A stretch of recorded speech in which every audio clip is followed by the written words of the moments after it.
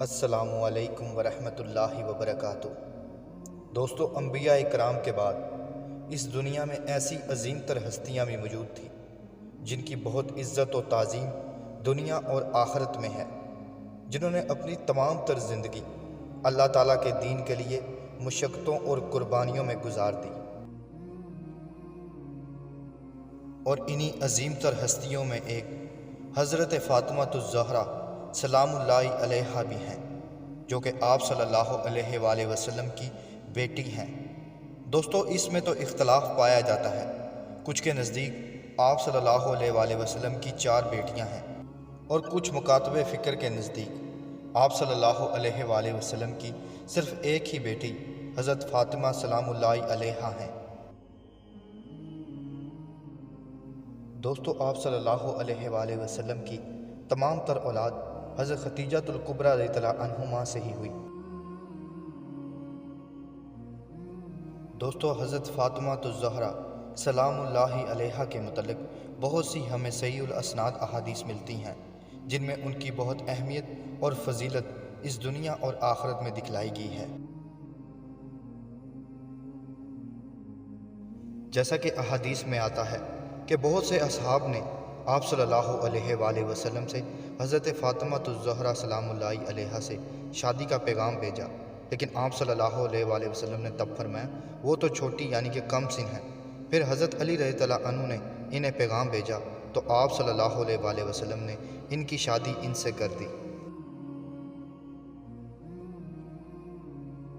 اور اسی طرح آپ صلی اللہ علیہ وآلہ وسلم اور پھر ان کی بیٹی اور پھر ان کی شادی حضرت علی رضی اللہ عنہم سے، یہ تمام تر فضیلتیں حضرت فاطمہ سلام اللہ علیہا کے حصے میں آئیں۔ اسی طرح جب آپ صلی اللہ علیہ وآلہ وسلم نے نجران کے عیسائیوں کے آگے اپنے دلائل رکھے اور انہوں نے ماننے سے انکار کر دیا، تو آپ صلی اللہ علیہ وآلہ وسلم نے ان سے مبالغہ کرنا چاہا کہ جس پر اللہ تعالیٰ اپنا عذاب نازل کرے گا سو وہی ناکام ہوں گے۔ تو آپ صلی اللہ علیہ وسلم نے ان سے کہا کہ کل وہ اپنے عورتوں اور بچوں کو لے آئیں اور ہم اپنے لے آئیں گے، پھر اللہ تعالیٰ سے ہم گڑ گڑا کر دعا کریں گے سو اللہ تعالیٰ جس پر اپنا عذاب نازل کرے۔ تو آپ صلی اللہ علیہ وآلہ وسلم نے اس موقع پر حضرت علی، حضرت فاطمہ، حضرت حسن اور حضرت حسین رضی اللہ عنہم کو وہاں بلایا اور فرمایا، اے اللہ، یہ میرے گھر والے ہیں، یعنی میرے اہل البیت، اور یہ سورۃ آل عمران آیت نمبر 61 میں تمام تر واقعہ موجود ہے۔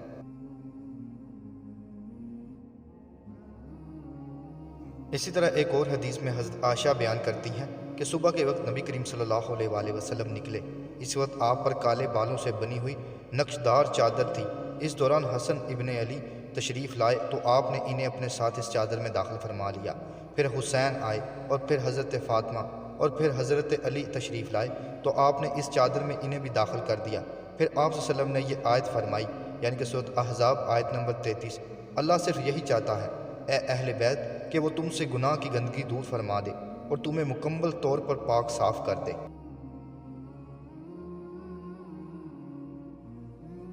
اسی طرح آپ صلی اللہ علیہ وآلہ وسلم نے ایک اور حدیث میں فرمایا کہ فاطمہ میرے جگر کا ٹکڑا ہے، جس نے اس سے دشمنی رکھی اس نے مجھ سے دشمنی رکھی، اور دوسری روایت میں فرمایا جو چیز اسے قلق میں مبتلا کرے وہی چیز مجھے قلق میں مبتلا کر دیتی ہے، اور جو چیز اسے ایذا پہنچاتی ہے وہی چیز مجھے بھی ایذا پہنچاتی ہے۔ اسی طرح ایک اور حدیث میں آپ صلی اللہ علیہ وآلہ وسلم نے فرمایا کہ ایک فرشتہ جو اس رات سے پہلے زمین پر کبھی نہیں اترا، اس نے اپنے رب سے مجھے سلام کرنے اور یہ بشارت دینے کی اجازت مانگی کہ فاطمہ جنتی عورتوں کی سردار ہے، اور حسن و حسین رضی اللہ عنہما اہل جنت کے نوجوانوں، یعنی جو دنیا میں جوان تھے، ان کے سردار ہیں۔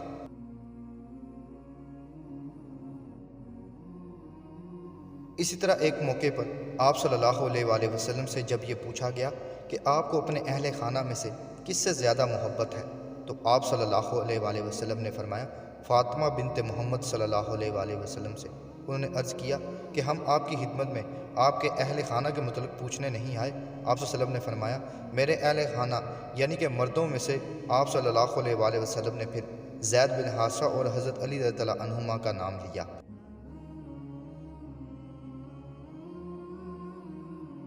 اسی طرح ایک اور حدیث میں آپ صلی اللہ علیہ وآلہ وسلم نے فرمایا، اللہ سے محبت کرو کہ اس نے تمہیں نعمتوں سے نوازا ہے، اور اللہ کی محبت کی خاطر مجھ سے محبت کرو، اور میری محبت کی خاطر میرے اہل البیت سے محبت کرو۔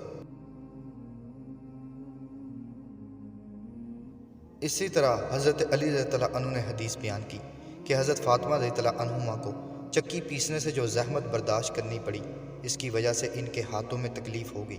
رسول صلی اللہ علیہ وآلہ وسلم کے پاس کچھ قیدی آئے، آپ کی طرف گئیں، لیکن آپ صلی اللہ علیہ وآلہ وسلم کو گھر میں نہ پایا۔ حضرت عائشہ رضی اللہ عنہما سے ملی اور انہیں اپنی تکلیف کے بارے میں بتایا۔ جب نبی کریم صلی اللہ علیہ وآلہ وسلم تشریف لائے تو حضرت عائشہ رضی اللہ عنہما نے آپ کو ان حضرت فاطمہ رضی اللہ عنہما کے اپنے پاس آنے کے بارے میں بتایا، تو آپ صلی اللہ علیہ وآلہ وسلم ہمارے ہاں تشریف لائے۔ اس وقت ہم اپنے بستروں میں جا چکے تھے۔ آپ صلی اللہ علیہ وآلہ وسلم آئے تو ہم کھڑے ہونے لگے، تو آپ صلی اللہ علیہ وآلہ وسلم نے فرمایا، دونوں اپنی اپنی جگہ پر ہو۔ آپ ہم دونوں کے درمیان والی جگہ پر بیٹھ گئے، حتیٰ کہ میں نے آپ کے قدم مبارک کی ٹھنڈک اپنے سینے پر محسوس کی۔ پھر آپ صلی اللہ علیہ وسلم نے فرمایا، کیا تم دونوں نے جو مجھ سے مانگا ہے میں تمہیں اس سے بہتر بات نہ سکھلاؤں؟ جب تم دونوں اپنے اپنے بستروں میں جاؤ تو 34 بار اللہ اکبر کہو، 33 بار سبحان اللہ کہو، اور 33 بار الحمدللہ کہو۔ یہ عمل تم دونوں کے لیے ایک خادم مل جانے سے بہتر ہے۔ انہی تسبیحات کے متعلق حضرت علی رضی اللہ عنہ فرماتے ہیں کہ اس کے بعد میں نے یہ ہر رات کا عمل کبھی نہیں چھوڑا، حتیٰ کہ جنگ صفین کی رات کو بھی حضرت علی رضی اللہ عنہ نے یہ تسبیحات جاری رکھی۔ اسی طرح ایک اور حدیث میں حضرت عائشہ بیان کرتی ہیں، ہم نبی کریم صلی اللہ علیہ وآلہ وسلم کی ازواج مطہرات آپ کی خدمت میں حاضر تھیں۔ فاطمہ رضی اللہ عنہما آئیں، وہ رسول صلی اللہ علیہ وآلہ وسلم تک پہنچ گئیں۔ جب آپ صلی اللہ علیہ وآلہ وسلم نے انہیں دیکھا تو فرمایا، پیاری بیٹی خوش آمدید۔ پھر آپ نے انہیں بٹھا لیا، پھر ان سے سرگوشی فرمائی تو وہ بہت زیادہ رونے لگی۔ جب آپ صلی اللہ علیہ وسلم نے ان کا غم دیکھا تو آپ صلی اللہ علیہ وسلم نے دوسری مرتبہ ان سے سرگوشی فرمائی، وہ ہنس دی۔ چنانچہ جب رسول صلی اللہ علیہ وآلہ وسلم کھڑے ہوئے تو میں نے فاطمہ رضی اللہ عنہما سے پوچھا، آپ صلی اللہ علیہ وآلہ وسلم نے تمہارے ساتھ کیا سرگوشی فرمائی؟ انہوں نے فرمایا، میں نے آپ صلی اللہ علیہ وآلہ وسلم کے راز کو افشاں نہیں کروں گی۔ جب آپ صلی اللہ علیہ وآلہ وسلم وفات پا گئے تو میں نے کہا، میرا آپ پر جو حق ہے اس حوالے سے میں آپ کو قسم دے کر پوچھتی ہوں، کیا آپ مجھے نہیں بتائیں گی؟ انہوں نے فرمایا، ہاں اب ٹھیک ہے۔ جہاں تک اس سے پہلی سرگوشی کا تعلق ہے تو آپ صلی اللہ علیہ وسلم نے مجھے بتایا کہ جبریل ہر سال مجھ سے 1 مرتبہ قرآن کا دورہ کیا کرتے تھے، جبکہ اس سال انہوں نے 2 مرتبہ دورہ کیا، اور میں سمجھتا ہوں کہ وقت پورا ہو چکا ہے۔ تم اللہ سے ڈرتی رہنا اور صبر کرنا، اور میں تمہارے لیے بہترین کارواں ہوں۔ لیکن جب آپ نے میری گھبراہٹ دیکھی تو آپ صلی اللہ علیہ وآلہ وسلم نے دوسری مرتبہ سرگوشی کی اور فرمایا، فاطمہ کیا تم اس پر خوش نہیں ہو کہ تم اہل جنت کی خواتین یا مومنوں کی خواتین کی سردار ہوگی؟ ایک دوسری روایت میں ہے، آپ صلی اللہ علیہ وآلہ وسلم نے مجھ سے سرگوشی کی تو مجھے بتایا کہ اسی تکلیف میں ان کی روح قبض کی جائے گی، تو اس پر میں رو پڑی۔ پھر آپ صلی اللہ علیہ وسلم نے مجھ سے سرگوشی کی تو مجھے بتایا کہ آپ کے اہل بیت میں سے سب سے پہلے میں آپ کے پیچھے آؤں گی، تو اس پر میں ہنس پڑی، یعنی کہ آپ صلی اللہ علیہ وآلہ وسلم کی وفات کے بعد اہل البیت میں سے سب سے پہلے حضرت فاطمہ سلام اللہ علیہا ہی کی وفات ہوگی۔ دوستو، یہ تمام تر احادیث جن میں آپ صلی اللہ علیہ وآلہ وسلم کی بیٹی حضرت فاطمہ سلام اللہ علیہا کے متعلق بہت اہمیت اور فضیلت بتلائی، یہ صرف اس وجہ سے نہیں تھی کہ وہ امام الانبیاء کی بیٹی تھیں،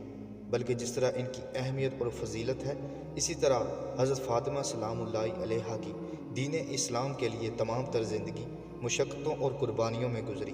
حتیٰ کہ حضرت علی کرم اللہ وجہہ کا جو مقام ہے اس سے تمام تر واقف ہیں۔ اسی طرح حسن و حسین جنتی نوجوانوں کے سردار، لیکن جس طرح ان کی فضیلت تھی اسی طرح ان کی شہادتیں بھی سب سے افضل ہیں، اور وہ سید الشہداء کہلاتے ہیں۔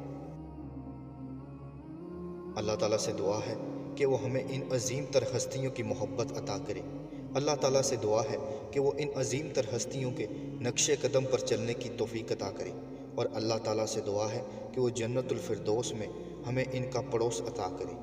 اللہ تعالیٰ سے دعا ہے کہ وہ ہمیں اپنے دین کو سمجھنے، اس پر عمل کرنے اور دوسروں تک پہنچانے کی توفیق عطا کرے۔ السلام علیکم ورحمۃ اللہ وبرکاتہ۔